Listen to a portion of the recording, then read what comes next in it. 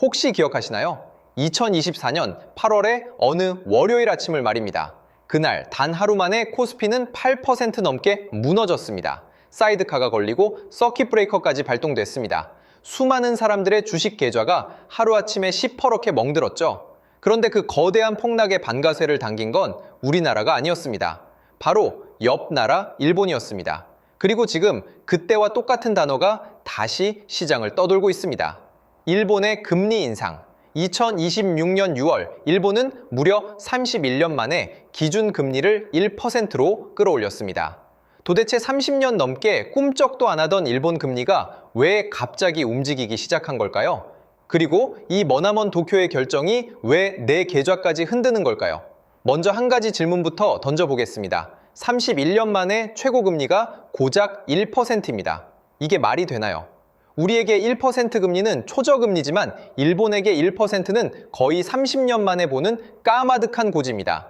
이 한 줄에 일본의 잃어버린 30년이 통째로 담겨 있습니다. 1990년대 초만 해도 일본의 기세는 그야말로 하늘을 찔렀습니다. 도쿄 도심의 땅값만 다 합쳐도 미국 전체를 살 수 있다는 말이 나올 정도였습니다. 사람들은 집값과 주가가 영원히 오를 거라 굳게 믿었습니다.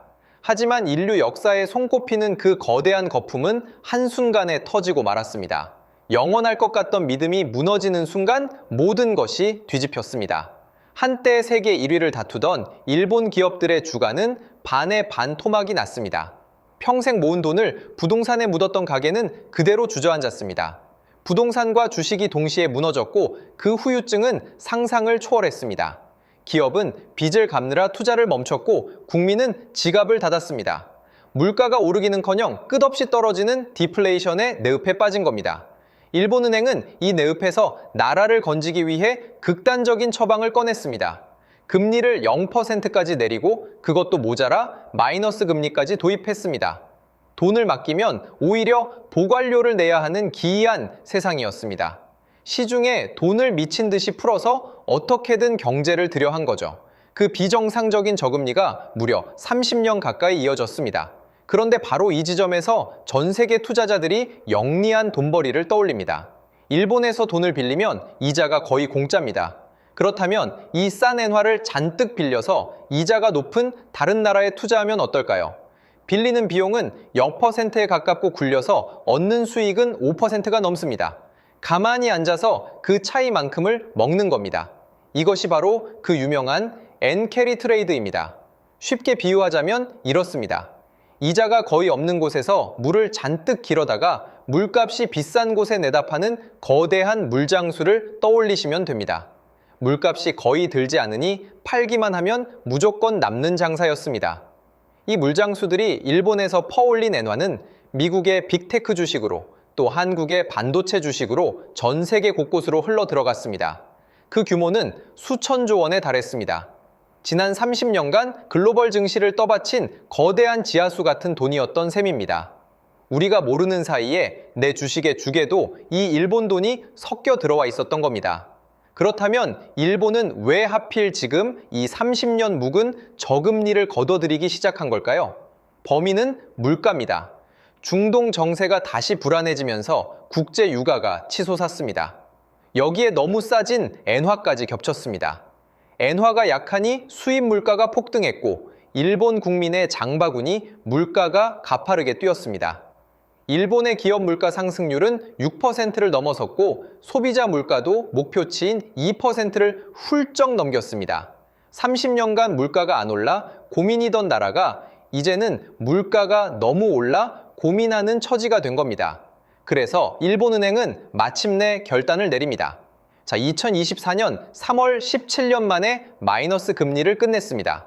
그리고 그해 7월 다시 0.25%로 올렸습니다.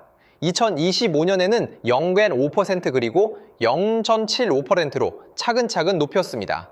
마침내 2026년 6월 1%까지 올라온 겁니다. 게다가 일본은행은 여기서 멈추지 않겠다고 못 박았습니다. 전문가들은 올해 연말이면 금리가 1.25%까지 갈 것으로 보고 있습니다. 자, 이제 처음의 질문으로 돌아가 보겠습니다. 일본 금리가 오르면 왜 내 계좌가 위험해질까요? 앞서 말한 그 거대한 물장수들을 다시 떠올려 보십시오. 일본 금리가 오른다는 건 이들이 빌린 엔화에 갑자기 이자가 붙기 시작한다는 뜻입니다. 공짜였던 돈이 더 이상 공짜가 아닌 겁니다. 게다가 엔화 가치까지 오르면 갚아야 할 빚 자체가 불어납니다. 물값이 공짜라서 시작한 장사인데 갑자기 물값이 비싸지는 셈입니다. 그러면 이 물장수들은 어떻게 할까요? 서둘러 투자했던 자산을 팔아치우고 빌린 엔화를 갚으러 일본으로 돌아갑니다. 문제는 이 일이 한꺼번에 벌어진다는 데 있습니다. 이것이 바로 엔캐리 청산입니다. 그리고 우리는 이미 그 공포를 생생하게 목격한 적이 있습니다. 2024년 8월 5일이었습니다. 일본은행의 금리 인상이 반가쇠가 되자 엔캐리 자금이 한꺼번에 빠져나가기 시작했습니다. 그날 일본 니케이 지수는 하루에 12% 넘게 폭락했습니다. 1987년 블랙먼데이 이후 사상 최대 낙폭이었습니다. 그리고 그 충격은 그대로 현해탄을 건너왔습니다. 같은 날 우리 코스피는 8,077% 내려앉았습니다. 역사상 최대 하락폭이었습니다. 외국인 투자자들이 한국 주식을 거침없이 던졌기 때문입니다. 빌린 엔화를 갚기 위해 가장 팔기 쉽고 그동안 많이 사뒀던 자산부터 처분한 겁니다. 우리 반도체와 우량주가 바로 그 표적이었습니다. 사실 한국 시장은 유독 이런 충격에 약한 구조입니다. 코스피에서 외국인이 차지하는 비중이 워낙 크기 때문입니다. 이들이 한꺼번에 발을 빼면 우리 증시는 그만큼 더 크게 휘청일 수밖에 없습니다. 게다가 반도체처럼 세계 경기에 민감한 종목이 시장의 큰 축을 이루다 보니 글로벌 자금이 빠질 때 가장 먼저 그리고 가장 깊게 흔들립니다.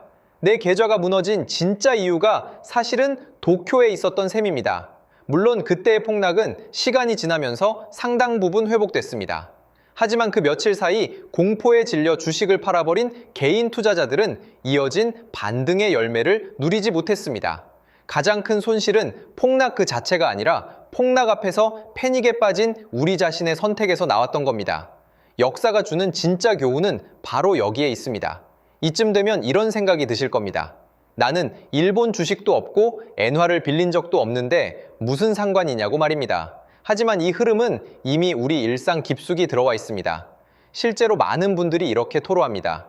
10만 원을 들고 마트에 가도 몇 가지만 담으면 금방 동이 난다고 말입니다. 수입품 가격은 작년보다 30% 가까이 올랐다는 하소연도 쏟아집니다. 이게 다 환율과 무관하지 않습니다. 글로벌 자금이 출렁이면 원화 가치가 흔들리고 그러면 우리가 사오는 모든 수입품 가격이 따라 움직입니다. 주식 계좌를 넘어 내 지갑과 장바구니까지 촘촘하게 연결되어 있는 겁니다. 그렇다면 이번에도 2024년 8월 같은 대폭락이 또 찾아올까요? 결론부터 말씀드리면 꼭 그렇지만은 않습니다. 여기서 우리는 균형을 잡아야 합니다.